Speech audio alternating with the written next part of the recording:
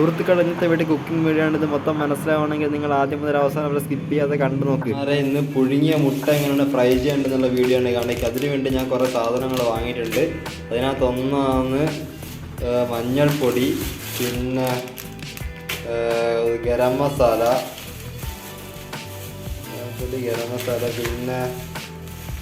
പിന്നെ മുളക് പൊടി, പിന്നെ കാടമുട്ട. ഇത് 35 രൂപ കാടമുട്ട. ഇത്രയും സാധനമാണ് ഇത് ഉണ്ടാക്കാൻ വേണ്ടി വേണ്ടത്.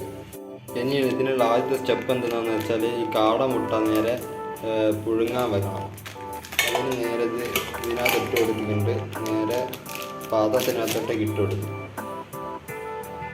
ഈ തോട് പെട്ടെന്ന് പൊളിക്കാൻ വേണ്ടിയിട്ട് അതിനകത്ത് കുറച്ച് ഉപ്പും കൂടി ഇട്ട് മിക്സായി കൊടുത്തു. അന്നേരം പെട്ടെന്ന് കാടമുട്ടൻ്റെ തോല് പൊളിഞ്ഞു വരും. ഇനി നേരെ സ്വിച്ച് ഓൺ ആക്കിയിട്ട്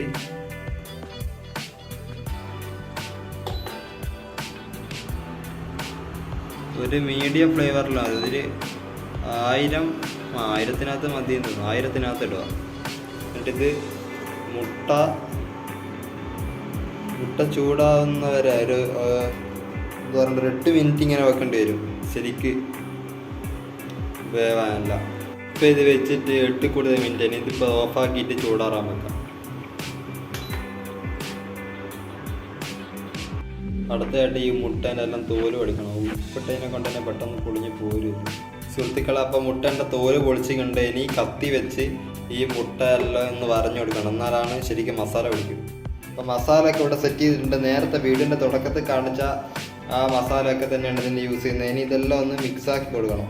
ഈ മുട്ടേനകത്തെല്ലാം ഒന്ന് ശരിക്കും മിക്സാക്കി വെക്കണം. ഇപ്പം മുട്ട എല്ലാം ശരിക്കും മസാല തേച്ച് സെറ്റാക്കി വെച്ചിട്ടുണ്ടെന്ന് കണ്ടാൽ തന്നെ അറിയാം. ഈ മുട്ട ഏതാണെന്ന് ചോദിക്കുന്നുണ്ടെങ്കിൽ പറഞ്ഞുതരാം. ഈ മുട്ട കാട മുട്ടയാണ്. അതാണ് ഈ മുട്ട ഇത്ര ചെറിയായിട്ട് കാണുന്നത്. ഈ മുട്ടേൻ്റെ അകത്ത് കോഴിമുട്ടേനെ അപേക്ഷിച്ച് നോക്കുന്നതിൻ്റെ പ്രോട്ടീനിൻ്റെ അളവ് കൂടുതലാണ്. ഇനി നെക്സ്റ്റ് സ്റ്റെപ്പ് ഒരു പാത്രം എടുത്ത് ഇതിനകത്ത് വെക്കുക. എന്നിട്ട് കുറച്ച് എണ്ണ ഒഴിച്ച് കൊടുത്തിട്ട് ഫ്രൈ ചെയ്യുന്നതാണ് അടുത്ത സ്റ്റെപ്പ്. ഇനി മുട്ട ഓരോന്നോരോന്നായിട്ട് ഞാൻ ഇതിനകത്ത് ഇട്ട് കൊടുക്കുകയാണ്. നിങ്ങൾ ശ്രദ്ധിക്കേണ്ടതെന്ന് വെച്ചാൽ ഇതിനകത്ത് വെള്ളം ഇല്ലാത്തൊരു ഇത് വേണം എടുക്കാൻ വേണ്ടിയിട്ട്, പാത്രം വേണം എടുക്കാൻ വേണ്ടിയിട്ട്. ഇല്ലെങ്കിൽ മൊത്തം തെറിച്ച് പോകും.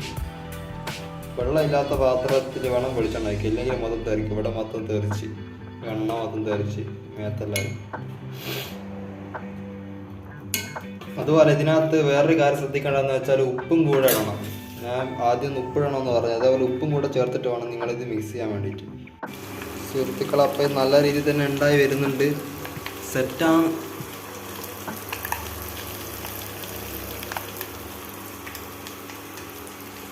അപ്പം ഞാനിത് ഉണ്ടാക്കി എണ്ണയെന്നെടുത്ത് ഉണ്ടാക്കി കഴിച്ച് നോക്കി.